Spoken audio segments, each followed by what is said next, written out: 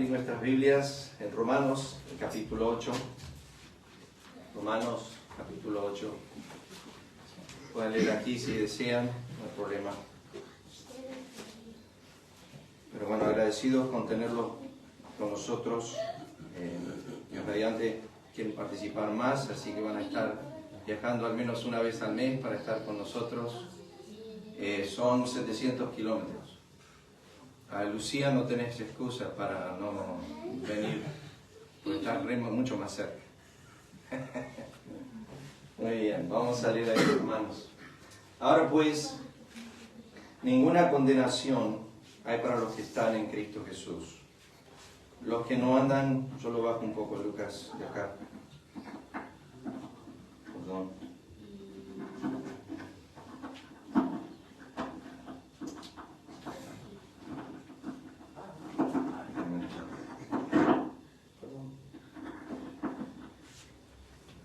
Sino los que no andan conforme a la carne, sino conforme al Espíritu. Quiero notar esta mañana la frase vida en Romanos 8, 1 al 13.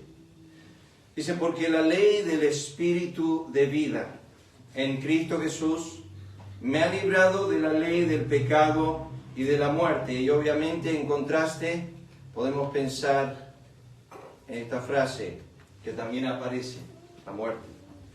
Porque lo que era imposible para la ley, por cuanto era débil por la carne, Dios, enviando a su Hijo en semejanza de carne de pecado, y a causa del pecado, condenó al pecado en la carne, para que la justicia de la ley, vamos a volver a eso, nuestro estudio, la justicia de la ley se cumpliese en nosotros. Si se hacen un estudio de la ley, en cuanto al mandamiento y el cumplimiento, la Escritura nos va llevando de 613 mandamientos que Dios había dado, a 10 mandamientos, después Cristo bajó a 2 mandamientos, y Pablo lo resume en una sola palabra. Se llama amor. Entonces, de 613 mandamientos, que luego lo reducimos a 10 mandamientos, el decálogo, como conocemos, y de eso Cristo dijo, el principal y el segundo semejante, redujo a 2 mandamientos, para luego Pablo en Romanos capítulo 13 y Gálatas capítulo 5, decir que toda la ley se cumple en una sola palabra: amarás. O sea, amar a Dios sobre todas las cosas y a tu prójimo como a ti mismo. En sí, en esencia, Piper en sus mensajes sobre esto dice, el cumplimiento de la justicia de la ley se resume en una sola palabra: amar. Lo que no hacemos cuando codiciamos es amar. Cuando adulteramos es amar. Cuando robamos es amar. Transgredimos a nuestro prójimo, por ende no los estamos amando. Cuando no honramos a Dios, no lo amamos. Cuando no lo tememos, no lo amamos. Cuando nosotros menospreciamos a Dios, no lo amamos. Cuando no lo agradecemos, no lo amamos. Se resume en una sola palabra. Pablo dijo en Romanos 13 y Gálatas 5, amarás. No andamos, dice Pablo, para que la justicia de la ley se cumpliese en nosotros, que no andamos conforme a la carne. Eso es una conducta de vida. No significa uno que no puede caer en pecado, sino conforme al Espíritu. Porque los que son de la carne, y esto es posicional, es el estado en el que uno está, piensan en las cosas de la carne. En realidad la palabra pensar es la palabra gobierna. Gobierna el pensamiento. La idea entonces detrás del texto de Pablo es decir que los que son de la carne están siendo gobernados en el pensamiento por la carne.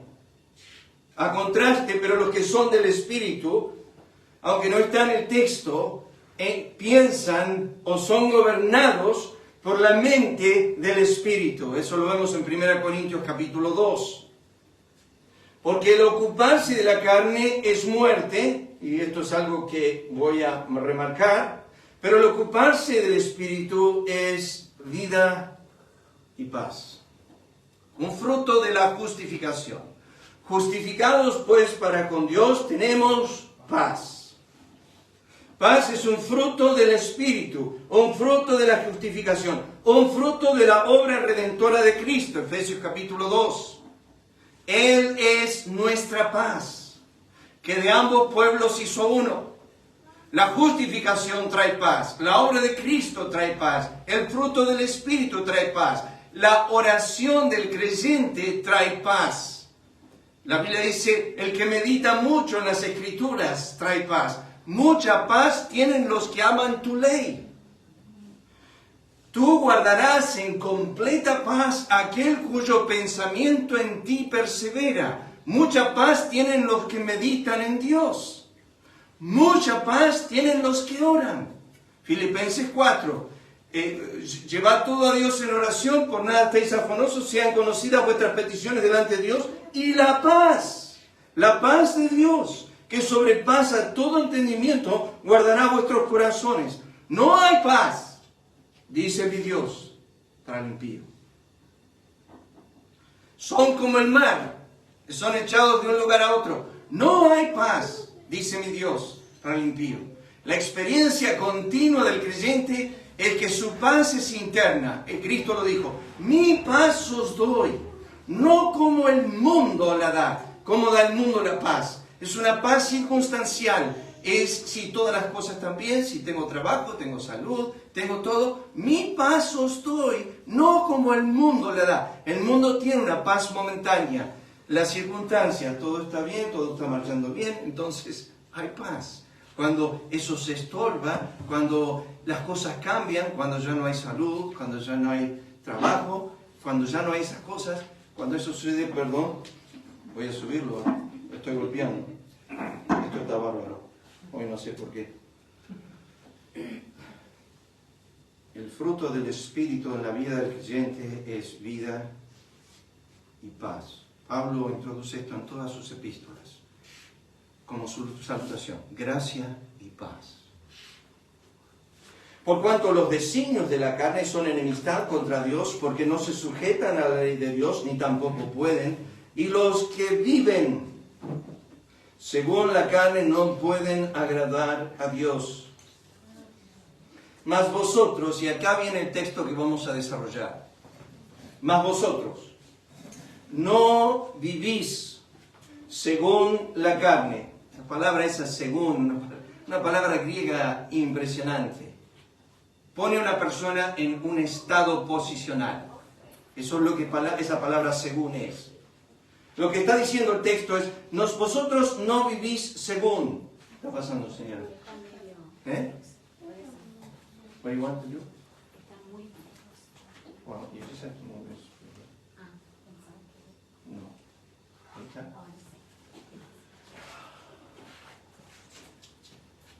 ¿Algo más? ¿Algo más, señora? Después le pego. Ahora no. Mas vosotros no vivís según la carne, sino según el Espíritu. De esto tenemos mucho para hablar, pero no hoy.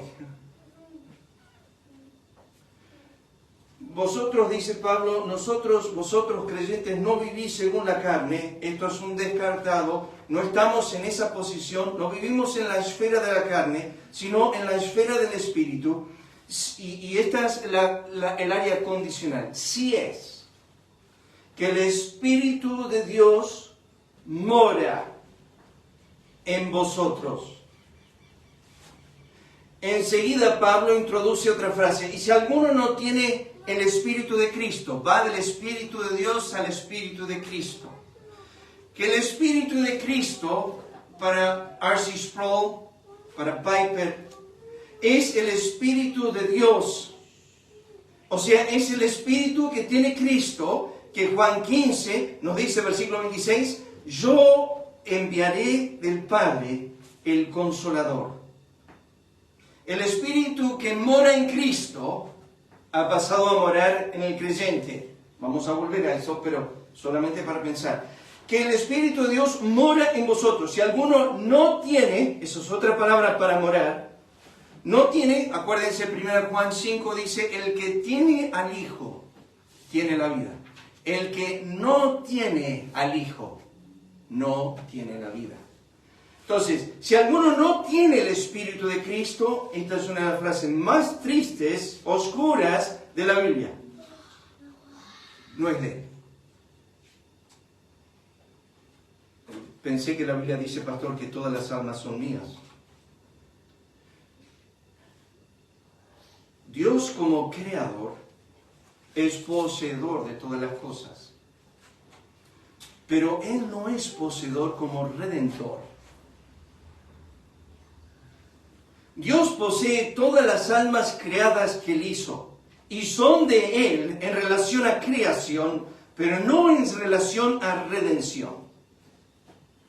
Lo que está diciendo Romanos 8:9 es que estas almas no son de Él porque no tienen al Espíritu de Cristo en ellos. Dos cosas remarca esa frase. Posesión, como remarqué ahí, y pertenencia. No es de Él. O sea, Él no los posee y a Él no le pertenecen. Él dice eso en el juicio final, en Mateo capítulo 7, el versículo 23. Cuando ellos dijeron, Señor, no echamos fuera demonios en tu nombre, no hicimos milagros, no profetizamos, y Él os dirá, apartados de mí, no sé quién sois. Nunca os conocí. No hay una relación. Sigue Pablo diciendo esto. Pero si Cristo, ahora cambió, fíjense, en el versículo 9 habla de la presencia o morada del Espíritu de Dios. Ahora Pablo cambia y dice, pero si Cristo está en vosotros. Ahora ya pasó del Espíritu Santo a la presencia de Cristo. ¿Qué está haciendo Pablo? En versículos 9 al 11 está enseñando la posesión trina en la vida del creyente. O sea, Dios Espíritu, Dios Hijo, Dios Padre morando en el creyente. Fíjense, versículo 10 es Cristo. Si Cristo está en vosotros, el cuerpo en verdad está muerto a causa del pecado, mas el Espíritu vive. Otra vez esa palabrita vivir, a causa de la justicia. Y si el Espíritu de aquel que levantó de los muertos a Jesús, ¿alguien me puede decir quién es ese? Vean el texto. El Espíritu de aquel que levantó de los muertos a Jesús. ¿Quién levantó de los muertos a Cristo? ¿Quién dice Hechos que resucitó a Cristo de los muertos? El Padre. Escuchen ahora. Si miran los tres textos, en el versículo 9 dice, el Espíritu de Dios mora en vosotros. Cristo está en vosotros. Y ahora vean el versículo 11. Si el Espíritu de aquel que levantó de los muertos a Jesús, ¿mora dónde? En vosotros. Ese es el Padre. Entonces tenemos la Trinidad morando en el creyente. El Padre, el Hijo y el Espíritu. Los tres morando en el creyente. El que levantó de los muertos a Cristo Jesús, otra vez la palabra vida, vivificará también vuestros cuerpos mortales por su Espíritu que mora en vosotros. Así que, hermanos, deudores somos no a la carne para que vivamos, otra vez la frase esa, conforme a la carne, porque si vivís conforme a la carne moriréis, mas si por el Espíritu hacéis morir las obras de la carne, viviréis. Bueno, ¿a dónde quiero llevarlos esta mañana?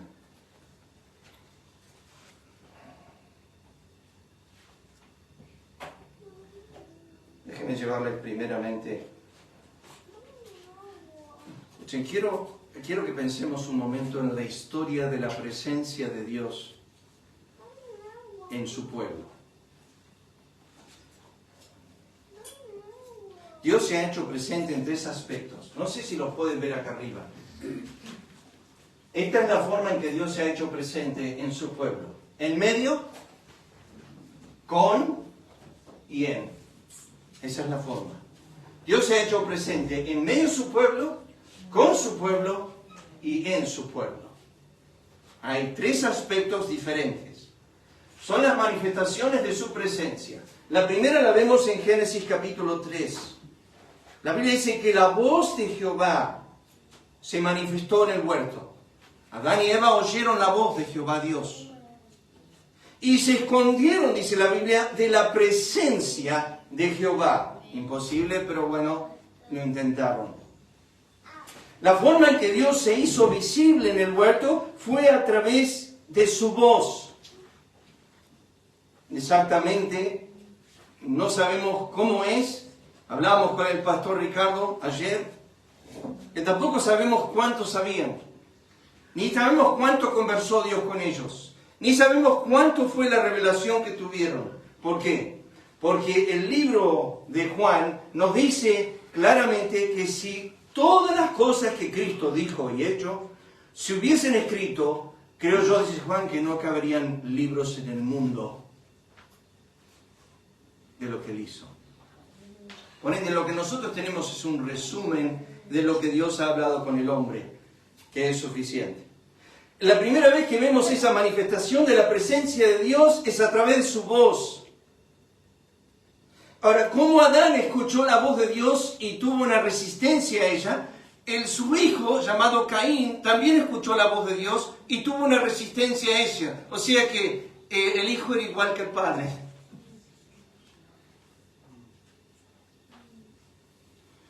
Cuando Jonás escuchó la voz de Dios, resistió esa voz y huyó, dice, de la presencia de Jehová. Porque la Biblia asocia voz con presencia, siempre.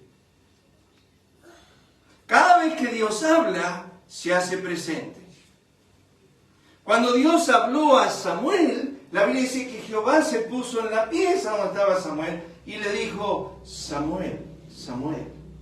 Y Samuel se levantó y fue corriendo y habló con el sacerdote Elí. Y él le dijo, yo no te llamé, andá, acostate. Y así, unas 2 o 3 veces, hasta que finalmente Elí le dijo, la próxima vez que te llame, dile, habla porque tu siervo oye.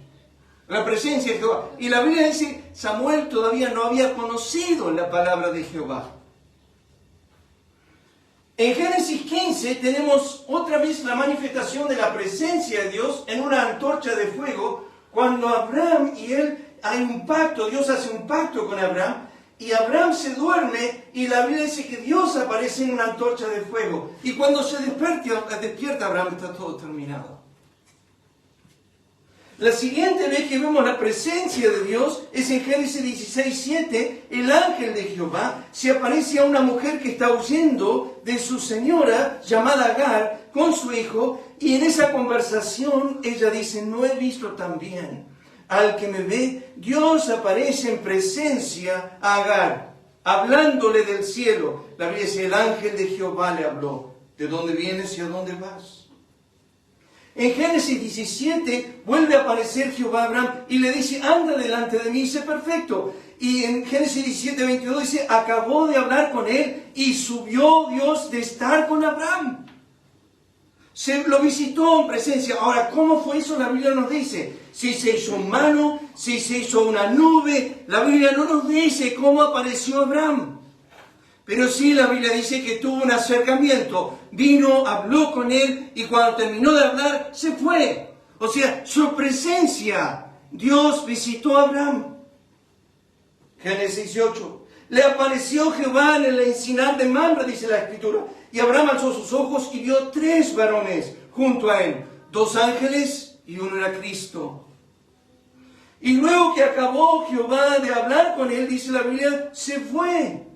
Al último texto de Génesis 18, tuvo una larga conversación. Ahí intercede Abraham por su sobrino Lot. Y luego que conversaron, Jehová se va de su presencia, pero nunca estaba siempre presente. Ese es el tema. Al estudiar la presencia de Dios en las Escrituras, vemos que Él se manifiesta, pero no se queda. David tenía tanta preocupación por eso cuando cayó en pecado, que oró en Salmo 51, no quites de mí tu Santo Espíritu. Dios se lo quitó a su compañero Saúl. Y Dios dijo, no quitaré mi misericordia de David como lo hice con Saúl. David estaba preocupado. La Biblia dice que la presencia de Jehová se fue de al lado de Sansón y Sansón no lo sabía. Hay creyentes que Dios se va de su presencia y no se dan cuenta porque viven tan insensibles a la presencia de Dios. Un predicador años atrás dijo, si Dios muriese, las iglesias seguirían. Porque ya no necesitamos a Dios en nuestros cultos. Nosotros hemos creado un suficiente programa y hábito que no necesitamos su presencia. Génesis 22, 11 al 14, ustedes conocen. La voz de Jehová desde los cielos habla a Abraham cuando levanta el cuchillo para matar a su hijo. Y Dios le dice a él, no toques al muchacho. ¿Y cómo se hace presente? Dice, Abraham venía diciéndole a Isaac, Jehová se proveerá, Jehová se proveerá, Jehová provee el cordero. Porque Isaac vio que estaba la leña, estaba el fuego, estaba el cuchillo, estaba todo, pero dice, papá, pero falta el cordero. Y Abraham le contestaba, Jehová proveerá el cordero, no te preocupes. Y fue así, Jehová proveerá. Pero en ese momento, Dios le habla del cielo y le dice a Abraham, Jehová se proveerá a sí mismo. Voy a venir un día, Abraham, en este mismo monte, me vas a ver a mí como cordero inmolado. En Éxodo aparece a Moisés, su presencia. Apareció el ángel de Jehová, era en una llama de fuego. Y desde la llama le dice a Moisés, yo soy el Dios de tu padre Abraham, de tu padre Isaac, de tu padre Jacob. Su presencia manifiesta en una zarza ardiendo. Se manifestó con fuego. Y después se fue. Moisés quedó con esa visión de Dios. Éxodo capítulo 19, 11. Al tercer día dijo Dios a Moisés, dile al pueblo que voy a venir, pero voy a venir al monte. Voy a hacer notoria mi presencia en el monte Sinaí. Decir al pueblo que no se acerque, que no lo toque. Si tocan el monte, morirán. Por favor, asegúrense, yo voy a estar ahí en mi presencia en 3 días. Y lo terrible de todo es que las descripciones del Antiguo Testamento de ese monte son que temblaba, humeaba y tenía miedo. La presencia de Dios en el monte afectó a lo que nosotros pensamos que no tiene emoción, que no tiene nada, que está muerto, que la Biblia decía el monte tembló y tuvo miedo. Presencia. Pero luego llegamos a este punto central que es Éxodo 25:8, donde Dios dice, harán un santuario para mí y habitaré en medio de ellos. Y por 40 años tienen un tabernáculo en el desierto y Dios está manifestando de día y de noche en el tabernáculo donde ministraban los sacerdotes y donde el pueblo veía a Dios físicamente con sus ojos en una manifestación simbólica de su presencia, con una columna de nube de día y con una columna de fuego de noche. Y esa presencia de Dios no afectó el corazón de Israel. Pero Dios marcó las distancias. Dios dijo, el único hombre que puede verme todos los días es Moisés. Aarón puede entrar una vez al año a mi presencia, no sin sangre.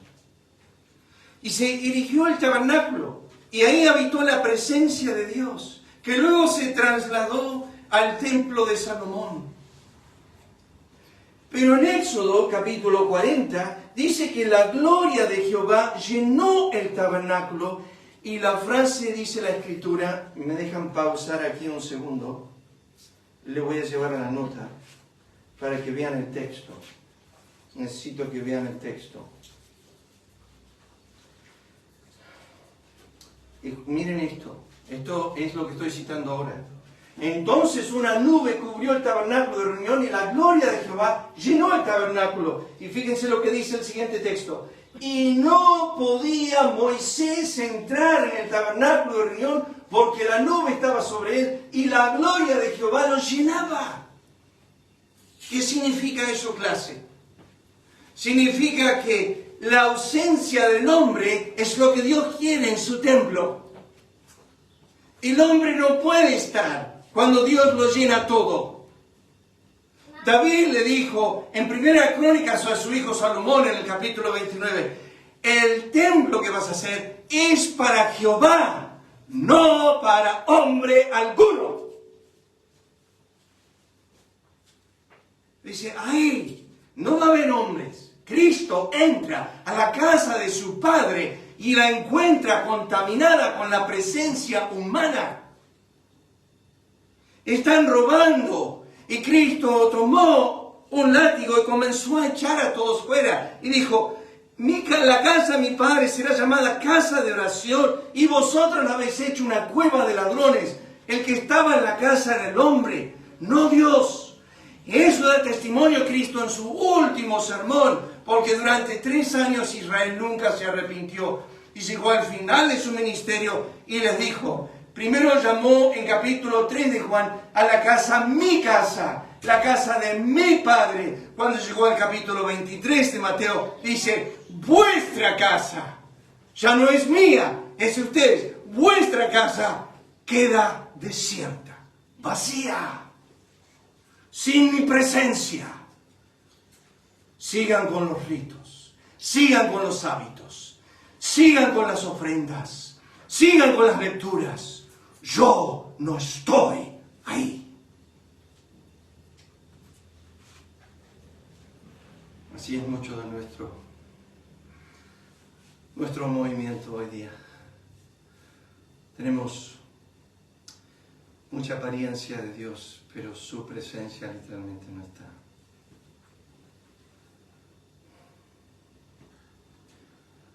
Déjeme decirte que Dios se ausenta de los soberbios. Y Dios, dijo Thomas Watson, es como el agua. Siempre busca llenar las partes más bajas. Él está con los humildes, con los quebrantados de corazón. Tengo un amigo que vive en Tristán Suárez, que no lo he conocido un día de su vida negar al Señor. Pero nunca lo he conocido un día en su vida no estar contento cualquiera sea su situación. Y lo que he observado todo el tiempo de ese hombre es su comunión en la presencia de Dios. No era un Elías, pero Elías dijo, yo soy Elías que estoy en la presencia de Dios. Es donde vivo en su presencia. El ángel Gabriel le dijo a María y a Zacarías, yo soy Gabriel que estoy en la presencia de Dios. Vivo ahí donde vivo siempre, en su presencia.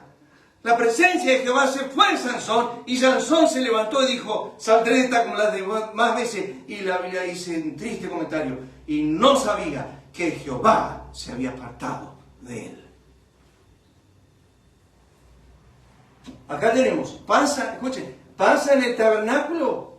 Cuando Salomón acabó de orar, descendió fuego de los cielos y consumió el holocausto y las víctimas. Escuchen, y la gloria de Jehová llenó la casa. Y no podían entrar los sacerdotes en la casa de Jehová, porque la gloria de Jehová había llenado la casa de Jehová.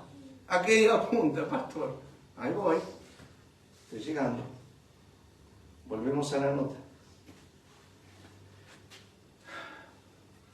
Bueno, Jehová descendió en números en la columna de nube y se puso a la puerta del tabernáculo cuando Aarón y María hablaron contra su hermano Moisés. Y uno dice, bueno, acá Dios no está, pastor. Teníamos un cartel en casa, mi papá tenía, en una pegado en la puerta que decía, Dios es el testigo invisible de cada conversación. Ay, que lo leía, aceptaba. Y después que hablabas con tu lengua demasiado, ¿no? Y leías eso y decías,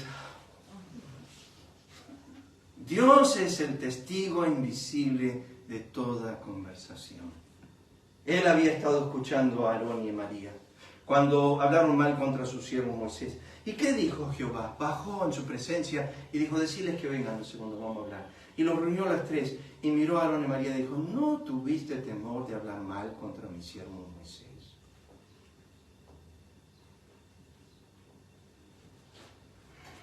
No lo hace todos los días, no lo hace siempre, pero un día vas a dar cuenta. Por eso, la Biblia dice toda palabra ociosa, darán cuenta.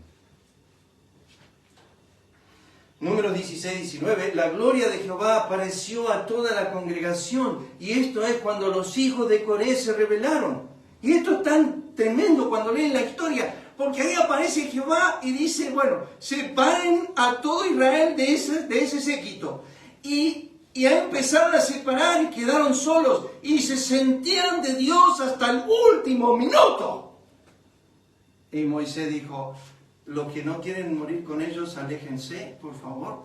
Y había algunos tontos que no lo hicieron, y algunos de los hijos de ellos se alejaron, muy sabios fueron, porque sus hijos no murieron con ellos, dice la Biblia. Y Moisés dijo, bueno, que haga algo Jehová que nunca ha hecho, que abra la tierra y los trague vivos. Y literalmente se abrió la tierra y los tragó vivos al Seol. Ustedes pueden creer que el día siguiente ya estaban de vuelta calientes los hijos de Israel haciendo contienda por ese tema. No habían aprendido la lección.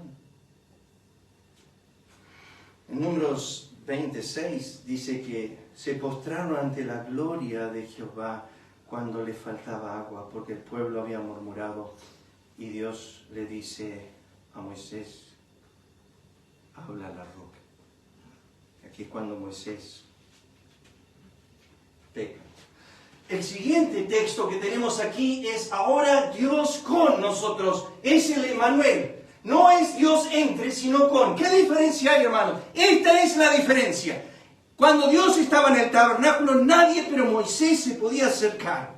Ahora Dios con nosotros lo podemos palpar, tocar, sentir, tocarle el manto. Podemos estar tan cerca de Él. Nunca estuvo Dios tan cerca del hombre. Hizo visible su presencia por 33 años. Y habitó entre su pueblo, con su pueblo. La palabra literalmente habitar es la palabra poner su tienda con la nuestra. Ya no estaba en medio, estaba al costado. ¿Dónde vive Jesús? Allá en aquella casa. Está al lado de los Rodríguez. Ahí vive.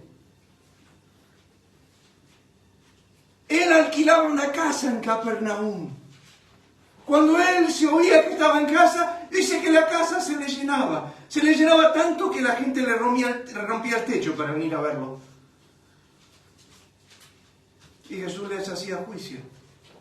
No. Aquel verbo fue hecho carne. Dice, y habitó entre nosotros. Y vimos su gloria como del unigénito del Padre, lleno de gracia y de verdad. Juan dice, lo pudimos palpar al verbo de la vida. Estuvimos al lado de él. Era impresionante, lo oíamos respirar. Mi profesor me decía, Colby, lo que habrá sido escucharlo enseñar. Hablaba a multitudes de más de 20,000 personas. ¿Qué tipo de voz tenía el Señor para ponerse en el monte y que todos lo escuchen? Y luego venían todos y lo apretaban y tocaba y sanaba a todos los que él venían. Era impresionante. Dios manifestado en carne, lo tenemos acá. Es Dios con nosotros.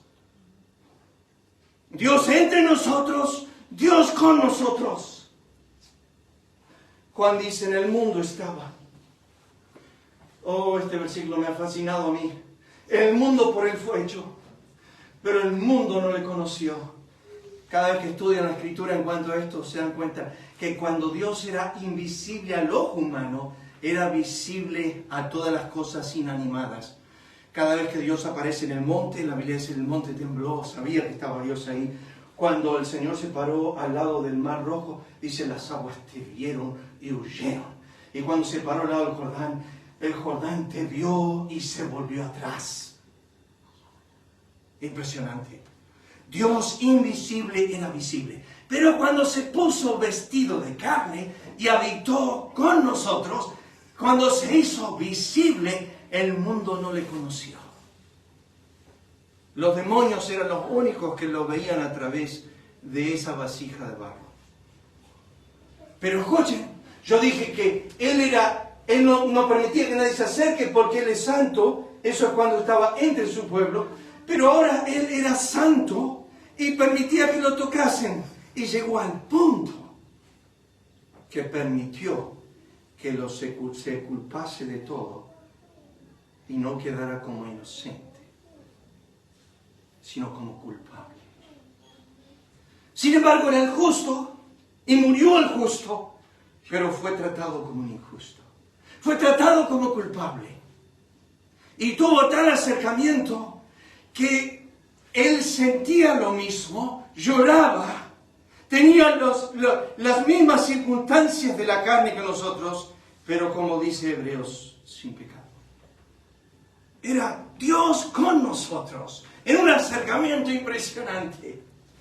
Los discípulos pudieron experimentarlo. Ahí estoy citando los salmos. La tierra tembló, Sinaí tembló delante de su Dios. Salmo 114, 7 dice: a la presencia de Jehová tiembla la tierra, a la presencia del Dios de Jacob. El mar lo vio y huyó, el Jordán se volvió atrás. ¿Qué tuviste, oh mar? Dice la pregunta. Después le habló, tremendo el salmo ese. ¿Qué huiste? Y acá viene la última verdad. Juan 14, 17. Cristo dijo: el Espíritu mora con vosotros. ¿Qué sigue, clase? ¿Estará dónde? En vosotros. Oh, ese es el acercamiento más profundo. Ahí es donde apunta Pablo en Romanos 8, versículos 9 al 11.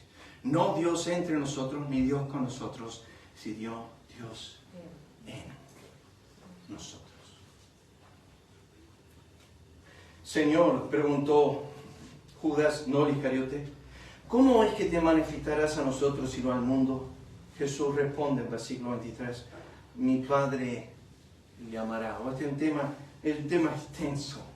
Estamos meditando sobre el amor de Dios que no vamos a poder ni mirar hoy. Pero mi Padre le amará. Escuchen, y vendremos a Él y haremos morada con Él.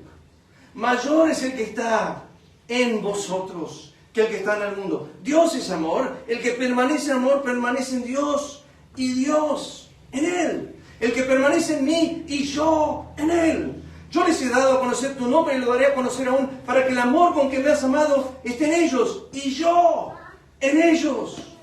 Pablo dijo: Cristo en vosotros, la esperanza de gloria. Si Cristo no está en ti, no tienes ninguna esperanza. Si Cristo está en ti, tienes toda la esperanza. Porque Cristo en ti es la esperanza de gloria. Es interesante, Juan describe esto. El que guarda sus mandamientos, otro estudio precioso ahí, que se me abrieron los ojos esta semana estudiando el tema. El que guarda sus mandamientos permanece en Dios y Dios en él. O sea que el efecto de la presencia de Dios en la vida del creyente es obediencia. La obediencia es el producto de la unidad de yo en Dios y Dios en mí. No yo tratando, sino Él en mí, viviendo. Escuchen. Y en esto sabemos que Él permanece en nosotros, por el Espíritu que nos ha dado. 1 Juan 4:13. En esto conocemos y que permanecemos en Él, y Él en nosotros, en que nos ha dado de su Espíritu. Tremendo cuando pensamos en esto. Entonces, el tema de esta mañana, 3 aspectos. El primero es Dios entre nosotros, Dios con nosotros y finalmente Dios en nosotros. Ahora, si estudiamos el tabernáculo, los efectos de Dios muchas veces causaban temor. Si estudiamos a Cristo con nosotros, se le fue el temor, pero Él seguía siendo sin pecado. A veces hemos hablado de estas cosas con algunos hermanos que no deseo ir ahí esta mañana, Pero hemos hablado de la cohabitación. ¿Qué quiere decir eso? El Satanás va al cielo y habla con Dios. Es un ser totalmente impío, blasfemador, enemigo de Dios. Sin embargo, tiene acceso a la presencia de Dios. Lo va a tener hasta Apocalipsis capítulo 2. Después va a ser expulsado. Pero hasta ese momento él tiene acceso. Y cuando él está yendo y viniendo a la presencia de Dios, él entra y él es el corazón de la impiedad. Es el impío de los impíos. Y se acerca y está en la presencia de Dios y por unos minutos o unas horas, no sé cuánto tiempo, cohabita en la misma presencia que Dios, con sus límites, obviamente. No adora, eso lo hacía, Dios lo echó de ahí. Ahora viene a charlar, viene a dar cuenta, conforme a Job capítulo 1, conforme a Lucas capítulo 23, Satanás ha pedido para zarandearte. Tiene acceso y tiene acceso a pedir a algún santo para pasarlo por el zarandeo. Tiene acceso a eso. Dios le da ese acceso. En Apocalipsis capítulo 13 tendrá poder para destruir a los santos, para matarlos. Peleará contra ellos, dice la Biblia, y los vencerá. Tendrá acceso a eso. Cristo dijo a la iglesia de Esmirna, caeréis en manos del diablo por 10 días. 10 días literalmente, 10 emperadores romanos, que Esmirna cayó por 300 años en el dominio satánico. ¿Qué cuál era? Matar. Cristo dijo eso, no temáis a aquel que puede matar el cuerpo y después de esto más nada puede hacer, ese es Satanás, sino temed a aquel que después que el cuerpo está muerto puede tomar el alma y echarlo al infierno. A él dijo temed. Pero cuando llegamos a esta verdad gloriosa, Dios en nosotros cohabita con tus pensamientos adúlteros, con tus ojos impuros, con tu lengua contenciosa. ¿Y qué pasa con mi Dios cuando yo le grito a mi esposa?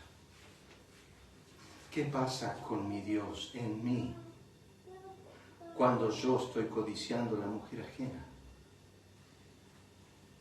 La Biblia dice, no contristéis al Espíritu Santo de Dios, con el cual fuiste sellados hasta el día de la redención.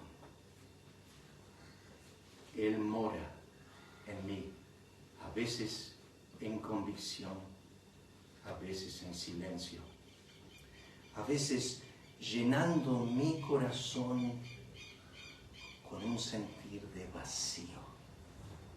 Es impresionante cómo Dios puede manifestar su presencia en un vacío. Y que yo, teniéndolo a Él dentro mío, esté rajuneando las paredes porque no lo oigo, no lo siento, no lo percibo. Job dijo eso en capítulo 23. Fui a la derecha, a la izquierda, al norte, al sur. No lo encuentro. David dijo, no puedo ocultarme de Él. Si voy tomo las alas del alba, Él está ahí. Si voy a la profundidad del Seol, Él está ahí. No importa dónde vaya, Él está ahí. Job dijo, yo he ido a todas las partes que dijo David. Yo no lo encuentro, porque Dios se hace visible e invisible. Y sin embargo, Cristo está con nosotros todos los días de nuestra vida, dice la Escritura. Estaré con vosotros siempre. Su presencia continua, pero a veces no lo siento ahí. A veces creyentes preguntan, ¿dónde está Dios? ¿Qué pasó en Estados Unidos con las Torres Gemelas? Empezaron a salir un montón de argumentos contra Dios. ¿Dónde está Dios cuando sucedió las Torres Gemelas? ¿Dónde está Dios? Y empezaron a contestar, Dios estaba en las escuelas. Me acuerdo en Estados Unidos cuando en el 7º grado me tenía que parar y teníamos que saludar la bandera y antes de sentarnos en el banco entraba el capellán y oraba por la clase y encomendaba el día a Dios. Sacamos la oración de las escuelas, sacamos la lectura de las escuelas, sacamos a Dios de todo y después nos preguntamos, ¿dónde está Dios? ¿Dónde está Dios? Y termino. Voy a llevarlo a un pasaje más. Espero que lo encuentre. no marqué esta nota. Ahí está, ahí lo encontré. Déjenme leerles esto. En cuanto a la presencia de Dios, esto es A.W. Tozer. Me encanta esta nota. En realidad Dios llena el cielo y la tierra como el océano llena un balde que ha sido sumergido en él a 1 milla de profundidad. Imagínense, está en el océano, metemos un balde y cuando lo metemos a 1 milla de profundidad, que es 1,5 kilómetros hacia abajo, literalmente 1,600 kilómetros, y lo ponemos ahí al balde, el balde está lleno del mar, por dentro, por fuera, por todos lados. Pero ¿cuánto del mar posee el balde? Nada. El balde está lleno del océano, pero el océano rodea al balde en todas direcciones. De modo que cuando Dios dice que Él llena el cielo y la tierra, Él lo hace. Pero el cielo y la tierra están sumergidos en Dios.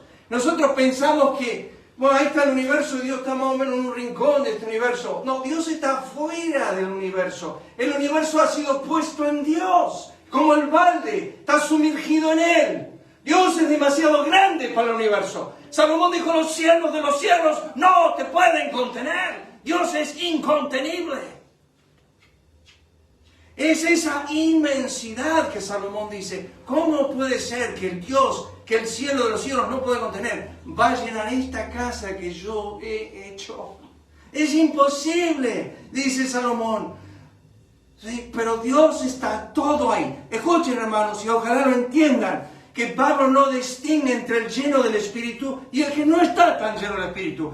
Él dice, el que tiene el Espíritu es de Cristo, el que no lo tiene no es de Cristo. No marcó entre creyentes llenos del Espíritu y no llenos del Espíritu. ¿Por qué? Porque el Espíritu en el creyente lo llena todo. Él está siempre en su llenura. Que esté gobernando tu ser es diferente. Pero Él está en su plenitud siempre. No tienes un poquito del Espíritu, una partecita de Él, un 10% de Dios. No, este ser es tan incomprensible que Él está en todo su ser, en ese lugar, en este momento. Escuchen, los cielos de los cielos no pueden contenerlo. Dios es contenido, Dios no es contenido, perdón, Dios contiene. Y allí está la diferencia. Por género vivimos y nos movemos y somos. Y termino con esto. Bueno, esta frase me gustó. No sabe que la agarré de un pastor por internet, no me acuerdo quién era, lo hice anotado. No es mía. Ayer la mandé algo a Ricardo y Ricardo me dijo, está buenísimo, voy a poner que es de Colby. Dijo. Le dije, no es mío, es de MacArthur. Pero si querés, le dije. Cuando me dijo, vamos a poner Colby MacArthuriano o algo así. Escuche, ningún símbolo de su presencia. ¿Y qué es ese símbolo? Ahora lo vamos a ver un segundo para terminar. Es la cárcel de su esencia, porque Dios esté en este momento, el 9 de julio, en el garaje de Lucas, y lo está porque lo prometió estar, no significa que toda su esencia está encarcelada aquí. Todo Dios está aquí. Pero la manifestación del símbolo de su presencia nunca es la cárcel de su esencia. Porque al mismo tiempo que está aquí, está en Ezeiza, está en Citibel, está en la iglesia de Gustavo Tobio, está en todos lados. Aquí hay algunos símbolos de su presencia, los mencioné. Columna de nube, el desierto de día. Columna de fuego, Éxodo 13:21 de noche. Truenos, relámpagos, espesa nube, Éxodo 19:16. Fuego y humo, un silbo suave, apacible, delicado. ¿Se acuerdan que Dios mandó un terremoto y no estaba ahí? Mandó un viento fuerte y no estaba ahí. Mandó un fuego y no estaba ahí. Y Elías, bueno, todo esto vino de parte de Jehová, pero Jehová no se hizo visible con su presencia en esos efectos, hasta que Jehová vino con un silbo suave y delicado. Y Elías dijo, ahí está Dios. A Job se le apareció un torbellino. Apareció en el tabernáculo y en el arca. Apareció en Cristo en su plenitud y no tenemos ninguna duda de eso. Llenó la iglesia, Efesios 2:20 dice, somos morada de Dios en el Espíritu, pero el creyente individualmente es tanto la morada de Dios como la iglesia es. 1 Corintios 6, 19, 20. O sea, para mí es incomprensible, hermanos, para ti lo debe ser también, que Dios habitó entre su pueblo, con su pueblo, y ahora habita en su pueblo. Cohabita con mi inmundicia. Pero como dijo Tomás Watson, el sol, los rayos del sol, tocan el barro podrido, pero por tocarlos no se contamina, sigue siendo tan puro como es, porque su contacto con el barro podrido no afecta al sol en ninguna manera. Y que Dios more con esta corrupción no lo hace Él inmundo, Él sigue tan santo como es. Y vamos a empezar a desarrollar lo que dijo Scrooge años atrás. La vida de Dios en el alma del hombre. Eso es una verdad que comienza a desarrollar Pablo en Romanos 8. La vida de Dios en el alma del hombre. Todo Dios en mí. ¿Qué significa? Bueno, hay mucho para desarrollar en el Nuevo Testamento en cuanto a eso. Por eso hoy me preguntamos ahora hasta dónde vamos a llegar. Y le dije, vamos a empezar. Pero esto se va a extender porque hay mucho para hablar en cuanto a nosotros, morada de Dios en el Espíritu. Una ilustración para terminar. Si tú ves a tu hermano padeciendo necesidad, dice Juan, y cierras contra él tu corazón. ¿Se acuerdan cuál es la pregunta? Juan dice, ¿cómo mora el amor de Dios en él? Si tú ves a tu hermano sufrir necesidad y cierras contra él tu corazón, ya no te estás mostrando que quizás Dios no mora en ti. Porque si Dios morase en ti, no cerrarías tu corazón a la necesidad, porque Dios no lo hace en ninguna parte de su mundo. ¿Cómo mora el amor de Dios en él? Nosotros somos morada de Dios. Y Romanos 5:5 dice esto. El amor de Dios fue derramado en nuestros corazones. ¿Se acuerdan por quién? Por el Espíritu Santo que nos fue dado. Impresionante como presidente dice, yo tengo el Espíritu de Dios. ¡Salí de acá, tonto! Y vos decís, si tienes el Espíritu de Dios morando en ti en plenitud, se debería manifestar tan grande amor por tu hermano. Entendemos poco de esto de morada de Dios en el Espíritu. Pero bueno, vamos a desarrollarlo, vamos a ver. Padre, gracias por esta mañana que nos permites tener juntos. Bendice el resto del tiempo de comunión, lo pedimos en el